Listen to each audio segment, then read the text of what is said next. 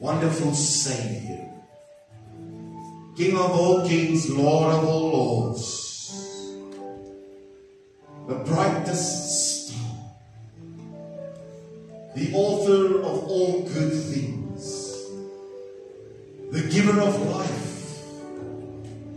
As we heard this morning, that out of you the wisdom was brought forth. Knowledge came forth out of you, God.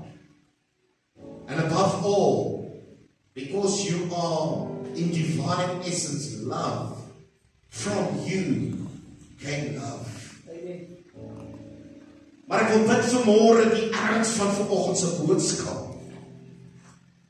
Here, toe dit op my hart lê en ek sien die erns van die tyd waarin ons lewe.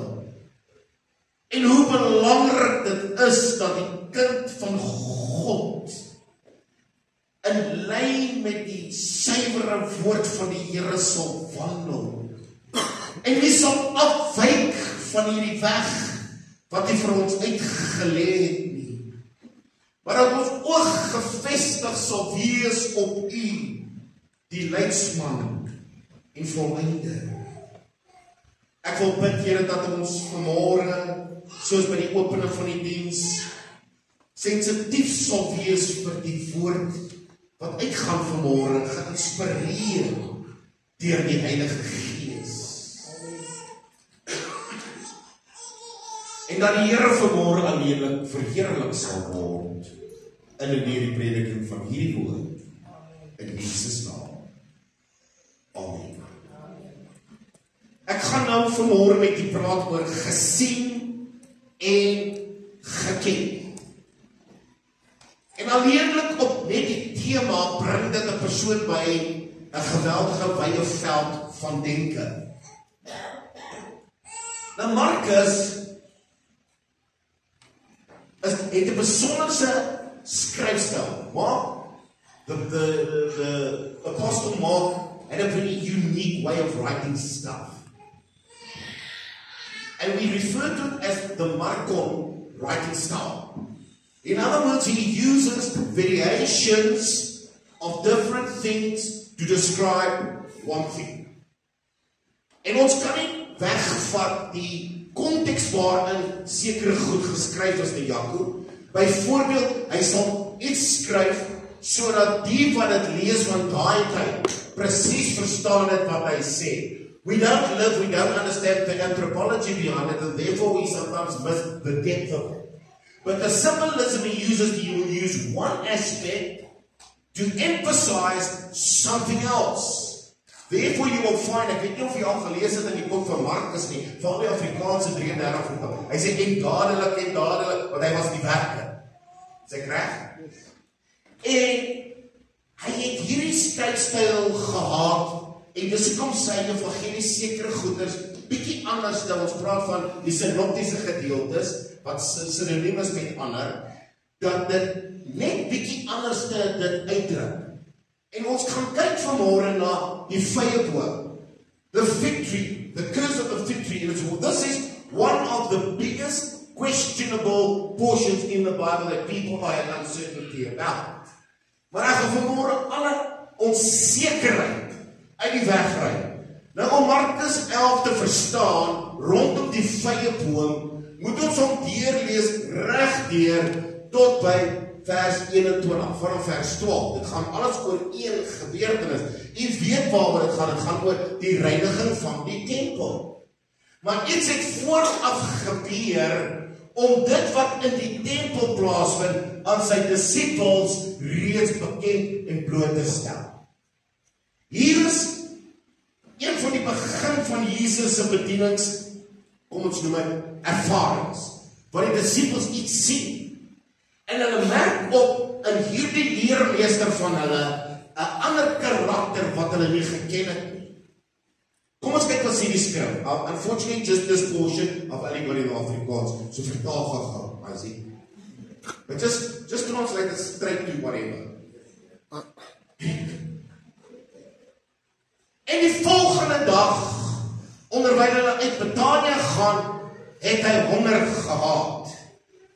En toe hy op 'n afstand 'n vyeboom met blare sien, het hy daarheen gegaan in die hoop om iets daaraan te vind. En toe hy naby kom, vind hy niks as blare nie. Want dit was nie die tyd van die vye nie. Nou onmiddellik sien ons hier, ja, but there's something wrong. Amen. Mens gesproke. Sê dit iets is nie lekker nie. Hier is nou blare op die boom, maar het is nog nie die tyd vir vye nie, maar die Here soek vye nou. Dit klink nie reg nie. Okay. En Jesus spreek en sê vir hom, laat niemand ooit in der ewigheid van jou vrug eet nie. En sy disippels het dit gehoor.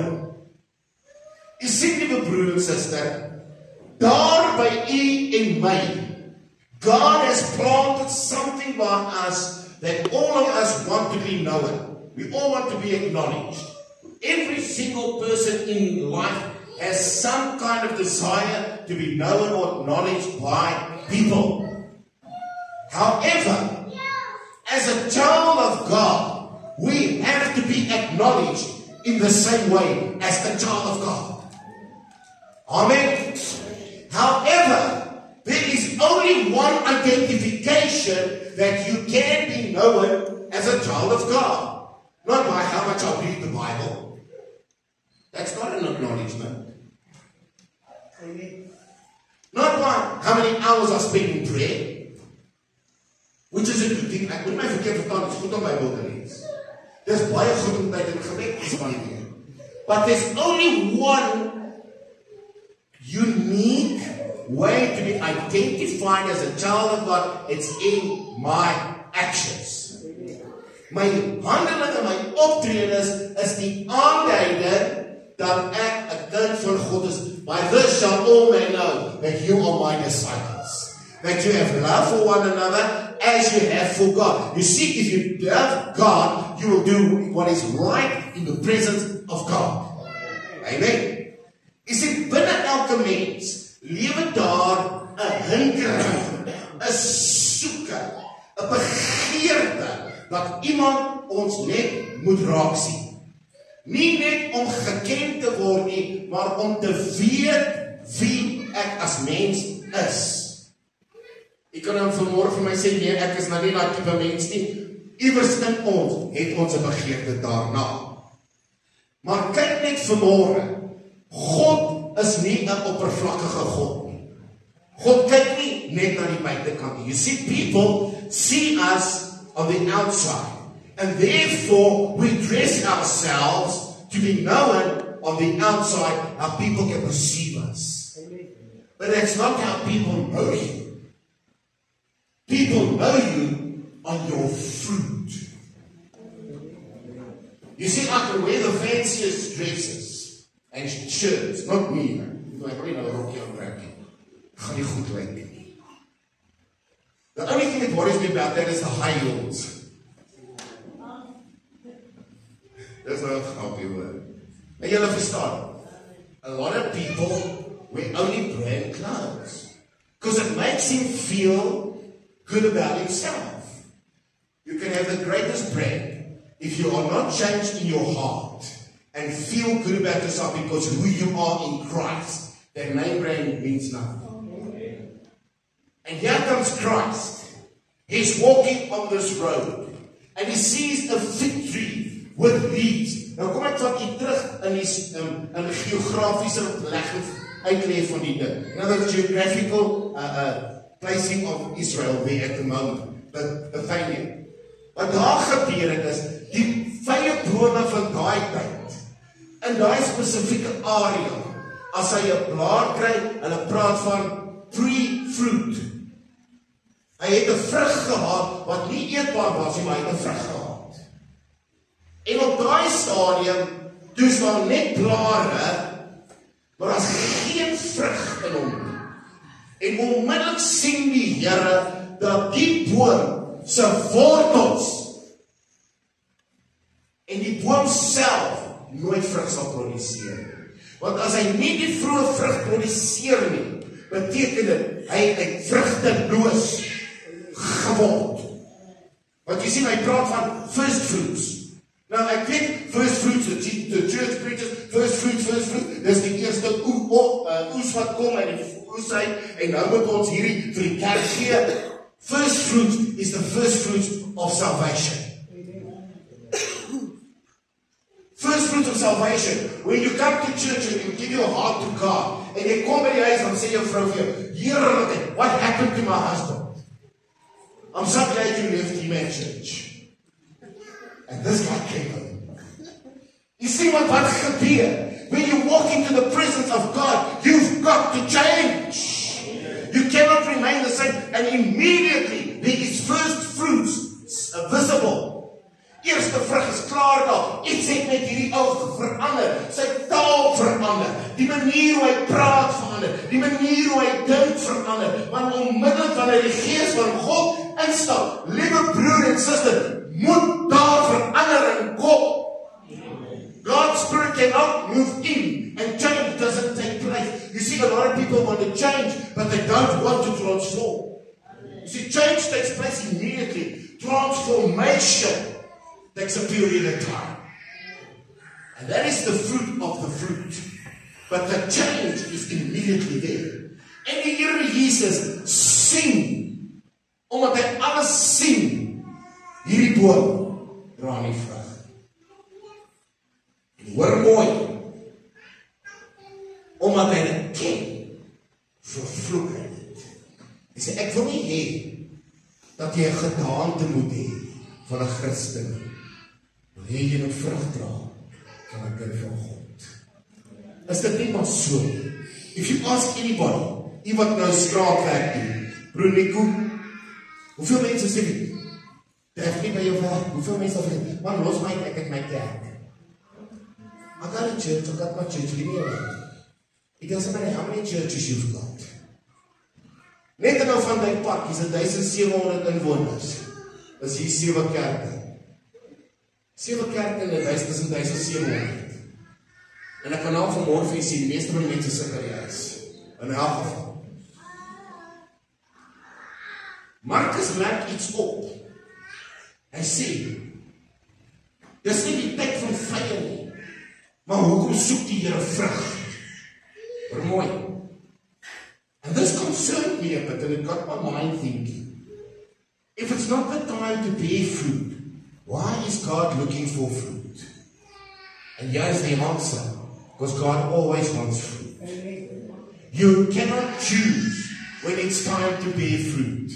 When you are planted with a seed of salvation, through God Himself, where the seed comes from, you have to bear fruit. It's got to be spiritual fruit. It's got to be holy fruit. Hier lê die sleutel. Jy sien, die vroeë vrug beteken dis die vrug voor die hoofseisoen. Maar daar kom 'n seisoen wanneer daar baie vrug moet dra. Maar hy sê in Galasiërs 5:22, somebody quickly quote it for me. The fruit. Vrug van die Gees. En daar's 9 gedeeltes. Dis nie 9 vrugte nie, dis 1 vrug. It's one fruit of one Spirit. And if I have the Spirit, I have the fruit. If I don't have all the aspects of the fruit, it doesn't mean I'm lacking fruit, it means I'm lacking Spirit. Because it's not my fruit.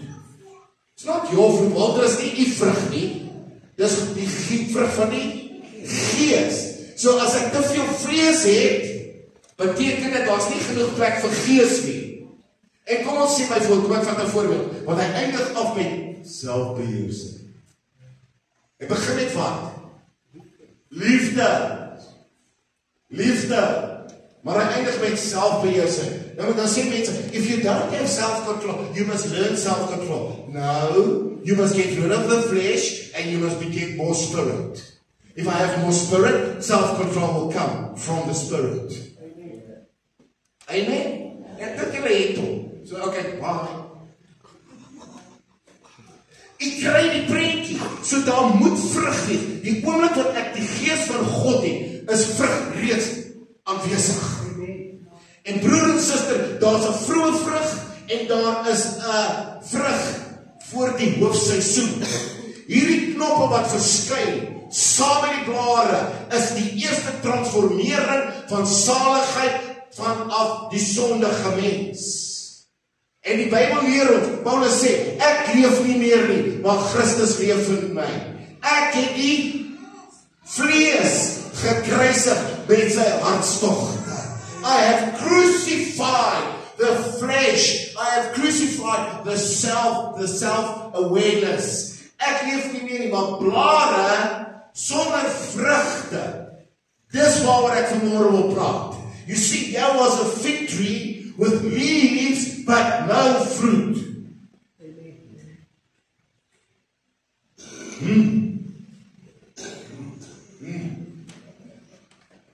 Fig tree with no fruit. He had the leaves. Hy het mooi gelyk. Hier is 'n interessante ding, ek praat nou uit historiese joernale. Hulle beweer, waarom het Adam en Eva hulle eers toegemaak? Voor die Here vir hulle klere gemaak het. Blare. Met blare. Hulle beweer volgens die joernale, dit was vyand. Hulle beweer, want dit was 'n groot blaar. Ek sê nie dis Bybels nie, asseblief. I can't prove it out of the Bible.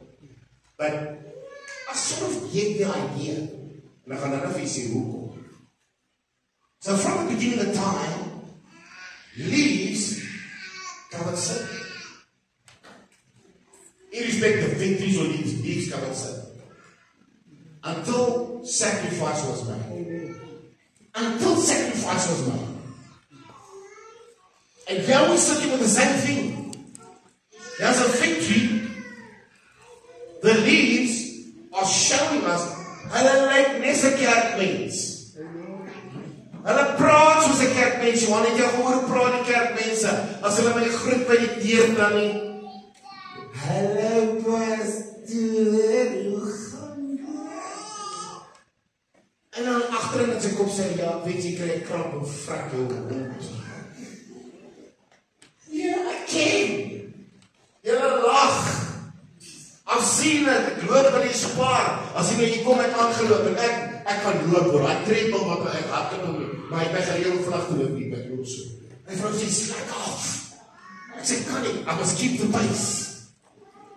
Dis dit nie jy hoor, ek kan hardloop. In any case. Maar kom ek afgeloop in die gang, dan sê ek iets hulle. En hulle vang my in die hoek oog. En hy het die maatjie bewaak so.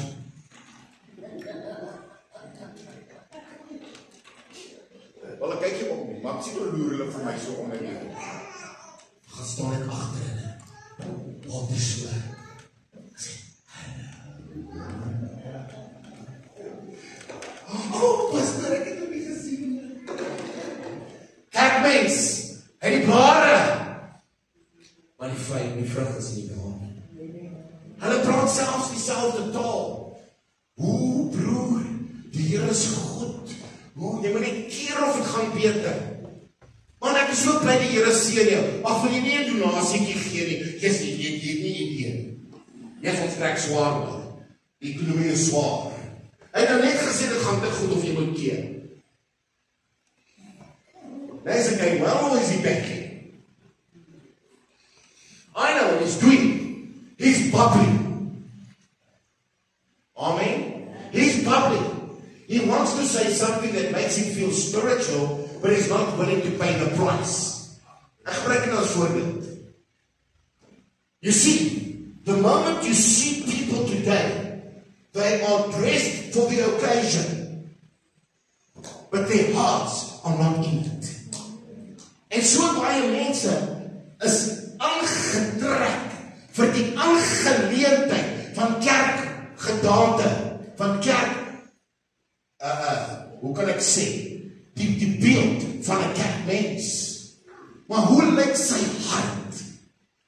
Hoe lyk sy gedagtes? En hoe klink sy spraak? Want jy sien, 'n vrugbare, hoor mooi kerk. Ek het hier iets gesê, en ek dink ek het met Nico en met Linda vanmorgen gedeel, oor ons geliefde echtgenoot. En 'n vrugbare vyeboom is een wat getrou is aan God. Ek vertel nie die goed, maar weet jy wat? Getrouheid is een van die grootste eienskappe van 'n ware, opregte, toegewyde kind van God in 'n intieme verhouding met die Here. Getrou. Nie net in een ding nie, in alle dinge. Jy sien, ek kan nie kies wat ons getrou wil wees nie. Ons kan nie kies, okay, dis vir my, dis nie vir my nie, dis vir my, dis nie vir my nie. En ek wil iets ook met die deel. Vrugtelose vyebome is 'n godsdienstige voorkoms sonder gehoorsaamheid. Sonder gehoorsaamheid. Jy sien, die boodskap is duidelik wat Jesus hier los. Hy sê, julle lyk geestelik. Julle lyk soos die kerk. Julle praat self soos die kerk. Af van ver af lyk alles wonderlik. Julle is geklee soos die kerk. Maar daar's geen vrug, want vrugte ontbreek. Want jy sien, ons kan vanmôre die kerk verklaar. Ons kan die kerk verteenwoordig. Ons kan selfs op rade sit. Maar dit beteken nog steeds niks as daar nie vrug is. Amen. Kyk wat sê die Here, en hier gebeur iets. Hierdie is die voorafspel van die tempelreiniging. En eintlik wat die Here vir sy disippels hier geleer het is, ons gaan die stad in. And we're going to get to the temple. And when we get to the temple, we're going to find exactly what this big tree showed. No fruit by the priests. No fruit. En hy gaan die stad in. En hy kom by die tempel en hy vind iets anders daar. Hy sê in 1 Korintiërs 3 vers 16 skryf Paulus iets.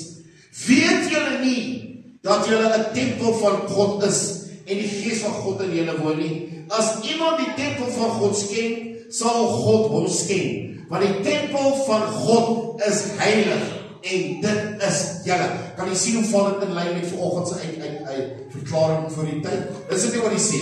1 Corinthians 3 verse 16 out of the International Standard Version. Don't you realize that you yourselves are the very temple of God, the place He dwells on earth? If we can just realize and understand that we are God's temple and that this is where God is living.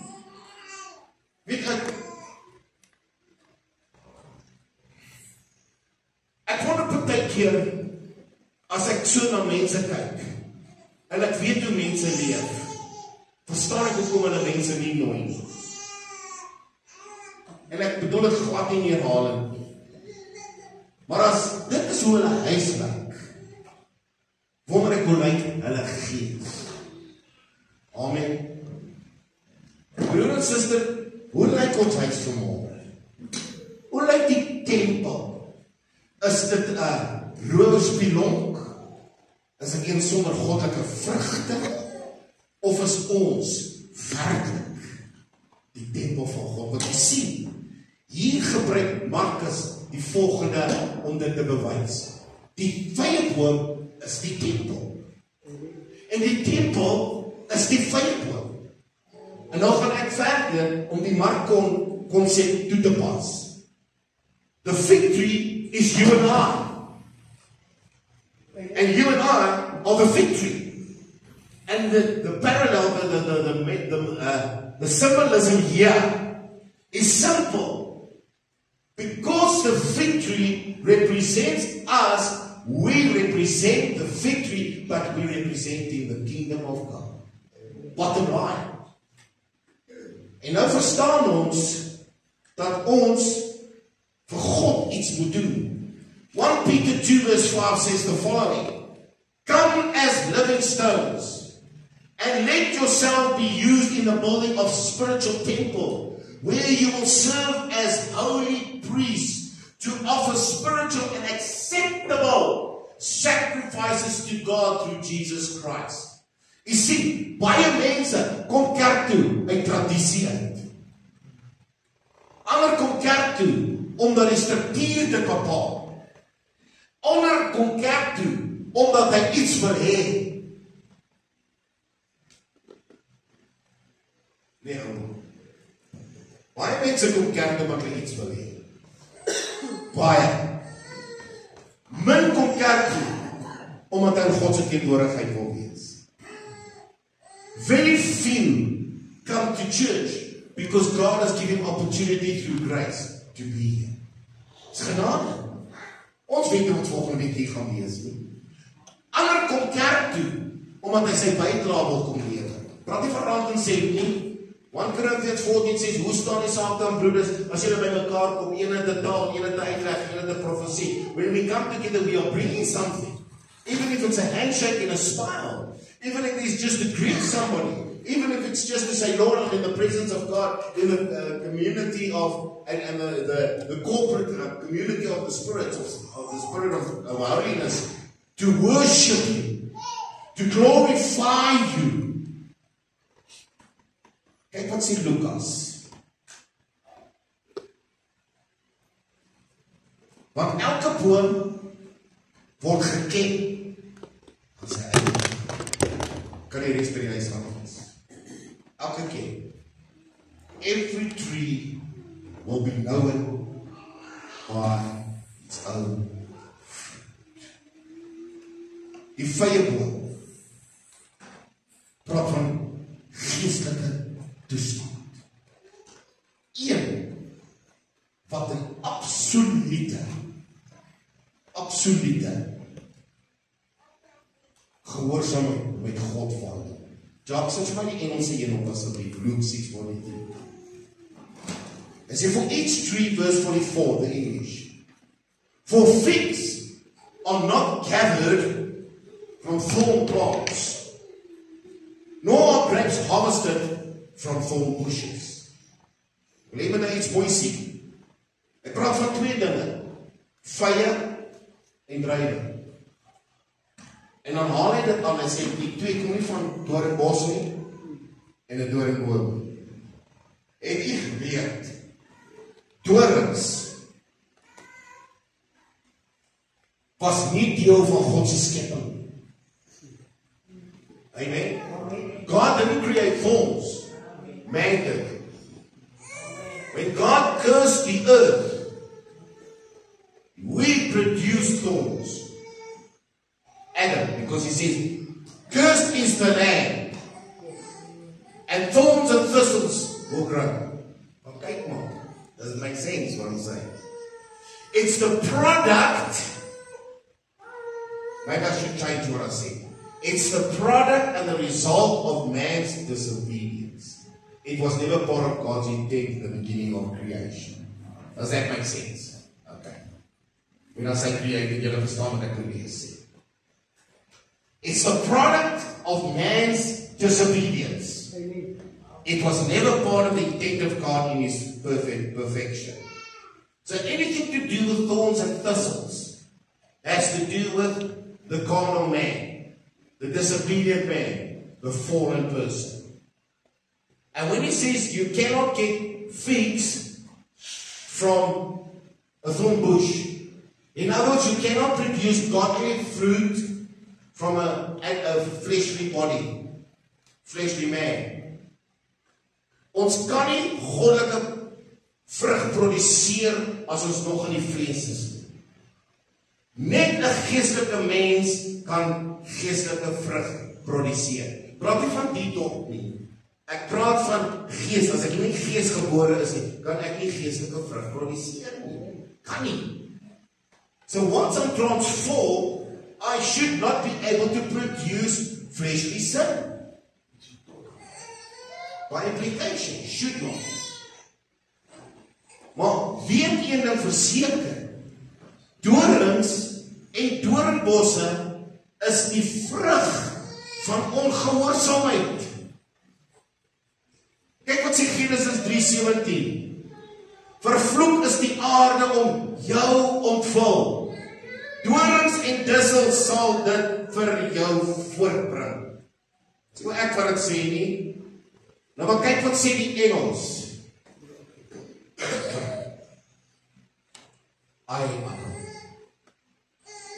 I Adam. Ek wil hom ook eendag daarbo kry. En ek gaan vir hom roskap. Ek gaan sê, hey, why did you listen to your wife?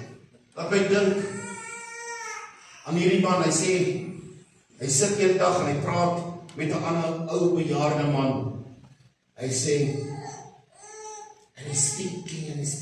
You know, you get to the sculpture of a thinker. Hy sit maar so. Jy het dit gesien al. Hy call it a thinker. En die man sit so en he's thinking. And one of his neighbors said to him, what are you thinking? What are you contemplating in your mind? He says, you know, I'm thinking about my mom. And how she used to say, you must do this and you must do this. If I only listened to what she said, I would have had half this job. And this guy said, what did your mom say then? She says, I don't know, I wasn't listening. And I'm thinking now, and if that moment, why did you listen? Why did you listen? As hy net vir hy wonder nie geluister het. Dan was dit nou 'n bietjie anders. Maar kyk wat sê die skrif. Because you listen to the voice of your wife and you ate from the tree which I forbade you to eat, the ground shall be cursed on your account. In pain you shall eat from it all the days, and thorns and thistles shall sprout for you. And you shall eat the plants of the field. En ek feel like ek nou dit bietjie gedramatiseer, but just get what I'm trying to say. What is he saying? Hier sit iets. Die vrug van 'n doornbos is een wat verstik, dis een wat pyn bring, dis een wat nie voed nie. Dis een wat geen lewe dra. Dorings dra geen seën.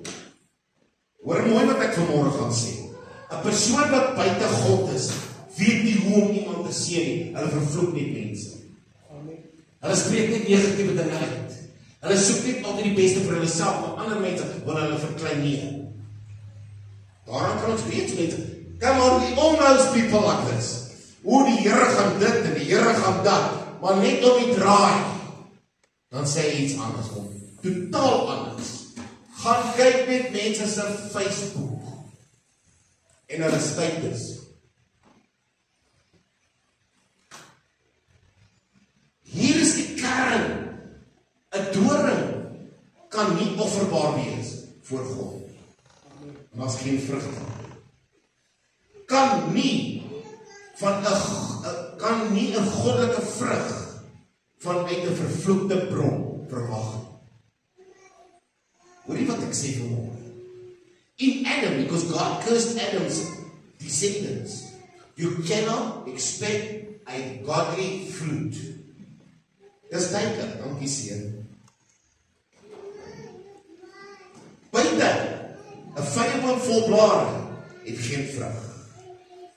Maar binne, 'n tempel met aktiwiteite sonder God en heiligheid. Selfbelang, onreg, uitbuiting, ek wil nie eens daarmee aangaan. Maar wanneer daar vrug is, wanneer die Gees van God kom en ek en u word vernuwe en we transform to the likeness of God, and we start living according to His word and His principles, then there's fruit, and fruit in abundance. Die vraag vanmôre is, nie het ek blare aan nie. Die vraag vanmôre by u en my bly is, dra ek vrug? Dra ek werklik vrug? Dat mense my kan sien? Of is ek vanmôre maar godsdienstige mens? En ek bedoel dit met geen bykomming teen een persoon. Geen persoon word hier in ag geneem nie. Om mooi boodskapies uit te stuur. Dis godsdienstige aksies. Dis nie vrug van die Gees. En as jy fout daarmee nie, please, don't get me wrong, keep sending your messages, that's what I'm saying. But it doesn't show people that I'm a spiritual person. It just shows people I've got a lot of time in there. Jy sien die verskil tussen 'n godsdienstig, aktief en 'n gehoorsame persoon is radikaal verskil. Radikaal. Jy sien vyand drywe groei waar dit goed bewerk word, waar God regeer. Dorings groei waar die mens homself regeer. Ons het verlede week oor hierdie gepraat en ek wil dit vanmôre weer aanhaal. Ook hierdie John 15:18. Hierin is my Vader verheerlik dat julle veel vrug dra. It's not an option. Ons moet eintlik so oorvloedig vrug dra dat ander net van dit wil hê. Jy sien waar Christus regeer, verdwyn die doringbos. Waar genade ontvang word, dan groei die vrug.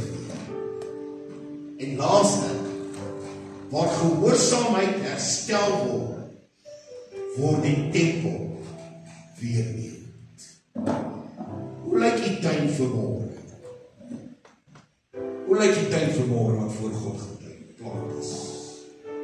And I want to close with this short message. En hierdie verhaal. Dit gaan oor die tyd by my huis. En die ander dag sê ek besig gaan by die huis en dan was ek working in the garden and fixing up some of the stuff and I'm changing some few things. And a gentleman stops outside the yard. And ek wanted to know wat wil die ou hê? Nico en hy skree so daar vir my iets van die hoek af. Ek sê nie wag, ek kan dit nie hoor nie. Ek stap na die hoek toe. En die volgende oomblik sê hy vir my, "Sir, I just want to tell you, your garden looks stunning. When I drive past you every day, it just lightens up my day." Ek sê nie baie dankie vir die compliment. En dis nie hoekom ek die tuin mooi maak vir ander mense, ek maak dit mooi wat my vrou sê so.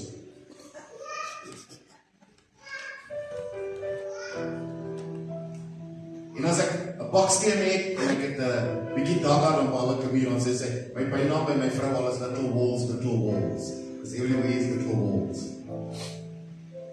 Maar dit kos 'n prys. Dit kos 'n prys om 'n plek netjies te hou. I'm trying to make also some kind of symbolic. Costs a price to look after the fruit of God. Kyk wat skryf hierdie skrywer. Ongelukkig is die outeer onbekend, maar wat 'n wonderlike verhaal. Daar was 'n man wat elke oggend by sy venster gestaan het en het afgekyk buite so deur die venster na die klein tuintjie langs sy huis. Dit was nie baie goed bewerk nie. Hy het skaars ooit enige moeite gedoen. Hy het nooit gesaai nie. Hy het nooit die onkruid verwyder nie. Maar een ding het hy goed gedoen. Hy het elke dag gekla. Hy het elke dag geuiter hoe sleg die tyd lyk. En hy het altyd die volgende stellings gemaak. Hier groei net dorings. Die grond is sleg. Die reën help selfs nie eers. Niks in die tyd dra vrug. Eendag toe hy so buitekant op sy stoep sit, stap daar 'n ou tuinier verby. En hy kom tot stilstand by die hek. En hy sien die klein tuin. Hierdie tuinier se hande was nog vol grond van die werk wat hy in die vorige tyd gedoen het. Sy oë was sag, sy stem was rustig. Hy vra die man, meneer, mag ek jy iets vra? Wie is verantwoordelik vir hierdie ding?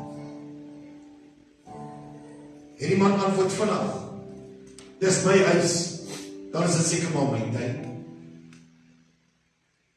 Maar ek het nie tyd nie. Daar is so baie ander dinge wat my omring. Daar is so baie dinge waarmee ek besig is. Die tyd word sy deur my afwag. Die tuinier knik stadig. Hy sê, ek merk op, die tyd is toe onder die dorings. Hy sê verder, maar is die dorings nie die probleem nie? Nee, die probleem hier is, die dorings is die gevolg van verwaarlosing. Hy buig af. Hy tel 'n doring op. En hy hou dit in sy hand. En hy sien die volgende saggies van hom. Nee, dorings groei vanself.